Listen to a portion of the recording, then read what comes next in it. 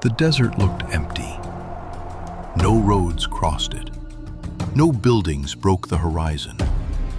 No map marked anything beneath the sand. But one man noticed a line of stones. They were half-buried, sun-cracked, and almost invisible. Each one pointed deeper into the desert. He followed them for nearly 2 miles. Then the sand beneath his boot made a sound. Not a crack, not a slide, a hollow sound.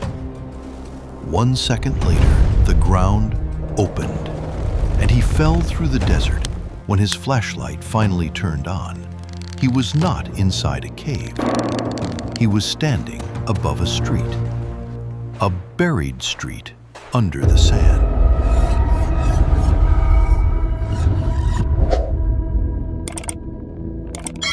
The opening above him was small, but the space below was not. His flashlight moved across carved stone walls, then across doorways, then across steps, disappearing into darkness. Sand was still falling from the ceiling, but beneath it was something planned. Straight edges, cut passages, a sloped road descending under the dunes. This was not a natural chamber.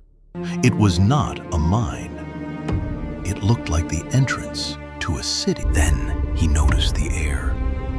Dust was not falling straight down. It was drifting sideways. Something below was moving it. He tied a strip of cloth to his bag.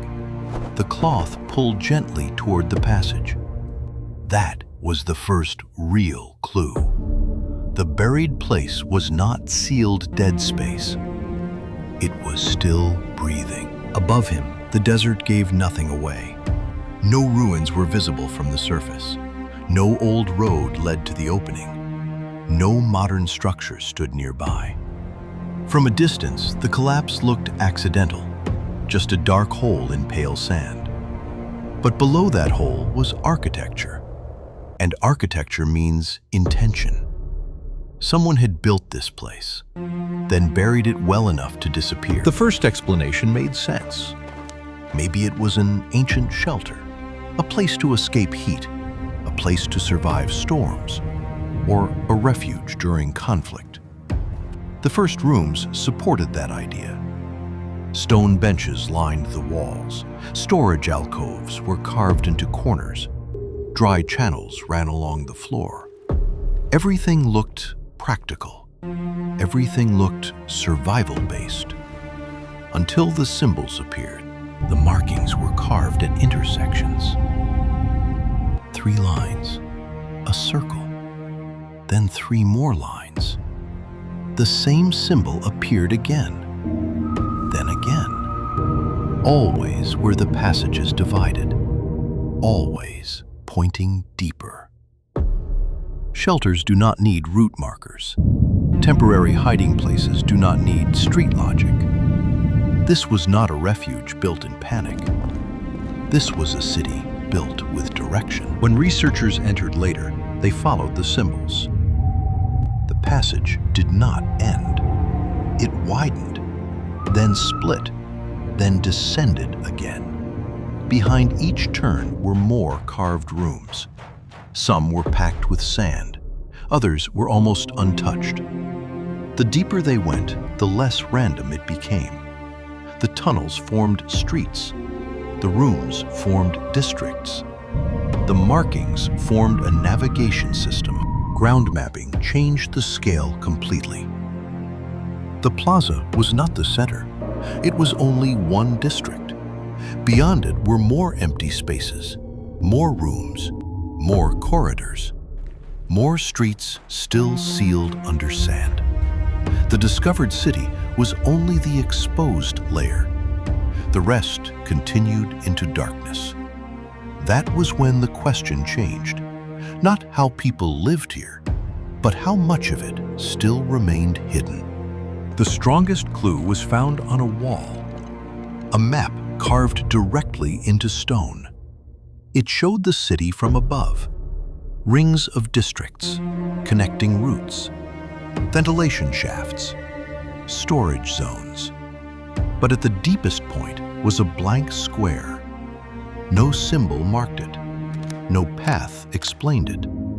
Every route seemed to bend around it, as if the city was built around something hidden. At first, the blank square looked simple. Maybe it was a reservoir, maybe a temple, maybe a storage chamber sealed after collapse. But the passages leading toward it were blocked, not by fallen stone, by construction.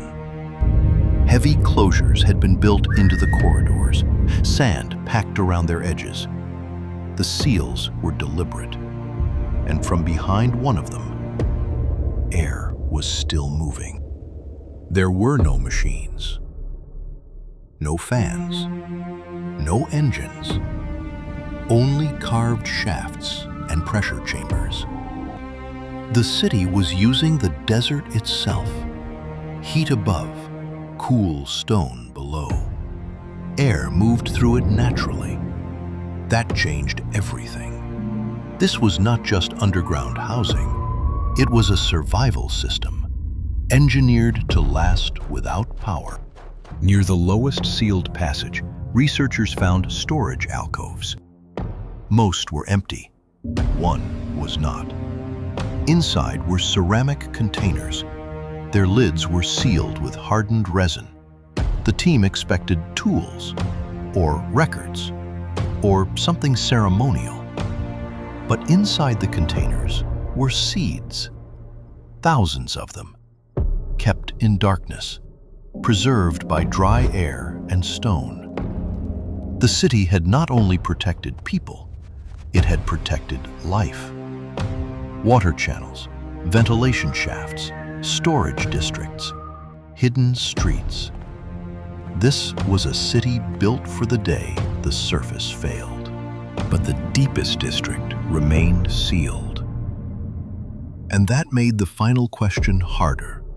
If the city was built to save people, why block its most protected area? The final recording shows the sealed passage. No people, no machines, only sand moving across the floor. A thin breath of air escapes from the stone. The city was abandoned long ago. But beneath the empty desert, something was still moving air through the dark.